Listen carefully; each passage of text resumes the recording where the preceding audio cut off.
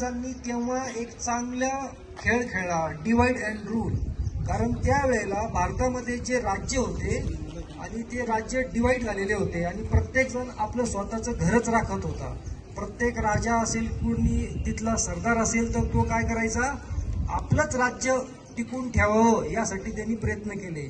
जर 1857च्या उठावामध्ये प्रत्येक भारतीयांनी एकजूट होऊन त्यावेळेस जर युद्ध केलं असतं तर आपला भारत स्वतंत्र 1857 मध्ये झाला असता.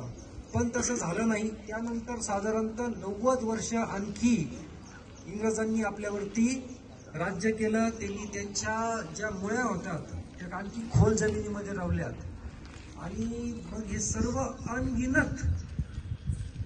अनगिनत जे स्वातंत्र्यवीर होते, जे क्रांतिकारी होते, त्यांनी आपल्या घरावरती तुळशी पत्र ठेवलं, आपल्या संसाराची राखरांगोळी केली, आपल्या देशासाठी बलिदान दिलं. आणि साधारणतः 1930-35च्या काळामध्ये पुन्हा इंग्रजांनी डिवाइड अँड रूल हा फॉर्म्युला अप्लाय केला आणि त्यावेळेला हिंदुस्थानमध्ये त्यांनी मुस्लिम लीगला पुढे केलं आणि मोहम्मद अली जिन्ना यांना मुख्य हाताशी धरून पूर्ण भारताची विभागणी केली.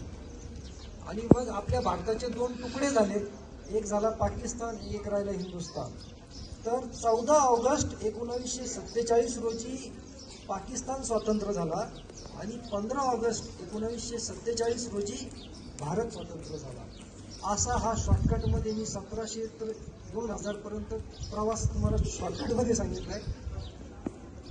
आता आपला भारत स्वतंत्र झाला, आपल्याला 78 वर्ष झाली. ओके, 1 2 3 इकडे बघा सर्वजण, कोणी हातवरती करा. ओके, खाली करा. अटेन्शन सेकिंग साठी सांगतोय मी, अटेन्शन सेकिंग. ओके,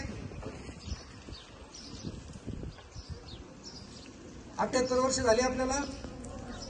सर्वांनी खूप जोरदार भाषण केलं. मग आपला देश स्वतंत्र होऊन 78 वर्ष झाले आणि आज आपण सकाळी 11 वाजेपर्यंत देश बघतो आहोत. किती? 11 नंतर आपल्यासाठी हॉलिडे असेल. काय असेल? कोणी म्हैसमाळला जाईल, कोणी महाबळेश्वरला जाईल, कोणासाठी ड्राय डे असेल. काय असेल? 11 वाजेपर्यंत आपण सगळे भारतीय हिंदुस्थानी असतो, देशभक्त असतो आणि 11 वाजेच्या नंतर आपल्यासाठी हॉलिडे आहे, इव्हेंट डे आहे, ड्राय डे आहे. ही संकल्पना आपल्याला आता सोडायची आहे. आज आंतरराष्ट्रीय स्तरावरती आपल्या देशाने खूप मोठं योगदान दिलेलं आहे. जेव्हा कोविड-19 आला होता त्यावेळेला आपल्या देशाने इटली, युरोप, अमेरिका ह्या सर्व राष्ट्रांना वॅक्सिनेशन पुरवलं. बरोबर. आता मागे श्रीलंकामध्ये आर्थिक आणि राजकीय उथलपुथल झाली होती. त्यावेळेला आपल्या राष्ट्राने श्रीलंकेसाठी आर्थिक मदत पण केली, तांदूळ गहू हे सुद्धा सुविधा दिल्या. मागे अफगाणिस्तानमध्ये भूकंप झाला होता, त्या ठिकाणी सुद्धा आपल्या राष्ट्राने अफगाणिस्तानला मदत केली. आपला राष्ट्र हा देणारा आहे, घेणारा नाही. काय आहे?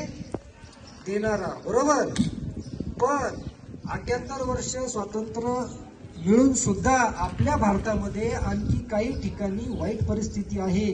काही खेड्यागावांमध्ये आरोग्य सुविधा नाही, काही खेड्यागावांमध्ये स्मशानभूमी नाही, काही गावांमध्ये प्रॉपर रस्ते नाही, पिण्याचं पाणी नाही.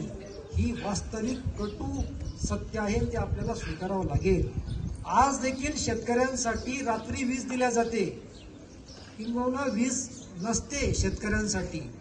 तर भारत हा कृषीप्रधान देश असून आपल्याला आपल्या शेतकऱ्याला प्रामुख्याने उभा करावा लागेल, त्यासाठी त्याला वीज द्यावी लागेल. मी हे सर्व पाढं तुमच्या समोर का वाचत आहे? कारण तुम्ही भविष्यातील शासकीय अधिकारी होणार आहात, तुम्ही उद्याचे राज्यकर्ते होणार आहात.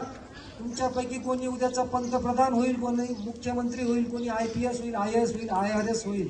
म्हणून मी तुमच्या समोर हे सांगत आहे की जेव्हा तुमच्या हातामध्ये शासन येईल त्यावेळेला तुम्ही हे विसरता कामा नये.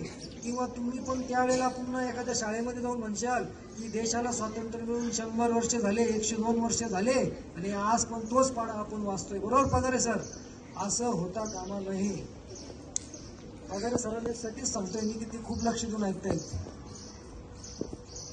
तर या सगळ्या गोष्टी आहेत. ज्या देशाने आपल्यावरती 150 वर्ष राज्य केलं तो इंग्लंड देश. त्या देशाचं कॅपिटल आहे लंडन. काय आहे? आणि आज लंडन मध्ये सर्वात जास्त रिअल इस्टेट आणि प्रॉपर्टी कोणी खरेदी केली आहे? भारतीय लोकांनी. कोणी? तर आपल्या भारतीय लोकांनी असा सुद्धा बदला घेतलेला आहे की ज्या देशामध्ये ज्यांचं जे कॅपिटल आहे राजधानी, तिथे सगळ्यात जास्त प्रॉपर्टी आपल्या लोकांनी घेतली, भारतीय लोकांनी. त्यासाठी जोरदार एकदा टाळ्या वाजवा.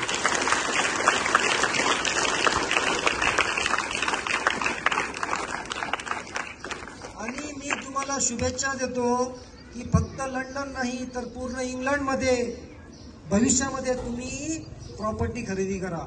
कुठे? इंग्लंडमध्ये. ज्यांनी आपल्याला 150 वर्ष सडवलं ना, त्याच देशामध्ये आपण पुन्हा वास्तविकरित्या आणि प्रॅक्टिकलरित्या सत्ता काबीज करू आणि त्यांच्यासारखे कोणाचेही हाल करणार नाही. ओके सर, 3 मिनिटं झालेत, मी आवर्त घेतो.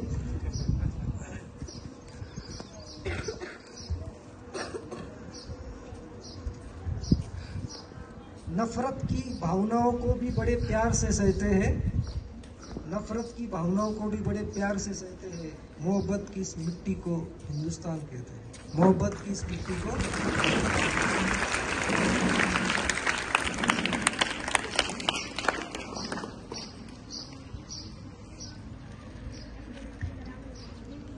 धन्यवाद सर.